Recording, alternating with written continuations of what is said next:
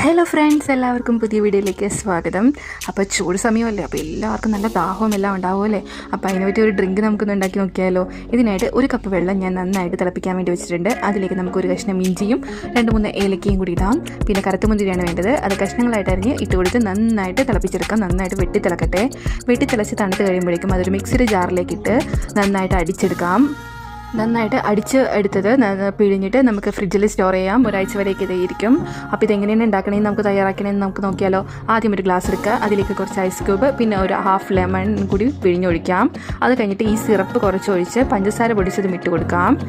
ഇതിലേക്ക് ആവശ്യത്തിന് വെള്ളം ഒഴിച്ച് കുടിക്കാം. അപ്പോൾ എല്ലാവർക്കും ഇഷ്ടപ്പെടും. അപ്പോൾ എല്ലാവരും ട്രൈ ചെയ്ത് നോക്കണം. അപ്പോൾ വീഡിയോ ചാനൽ ആദ്യമായിട്ടാണ് കാണുന്നതെങ്കിൽ എല്ലാവരും സബ്സ്ക്രൈബ് ചെയ്യുക, ലൈക്ക് ചെയ്യുക, ഷെയർ ചെയ്യുക. അപ്പോൾ എല്ലാവരും സപ്പോർട്ട് ചെയ്യണേ. അപ്പോൾ ഇനി അടുത്ത പുതിയ വീഡിയോ ആയിട്ട് കാണുന്നവരെ എല്ലാവർക്കും ബൈ.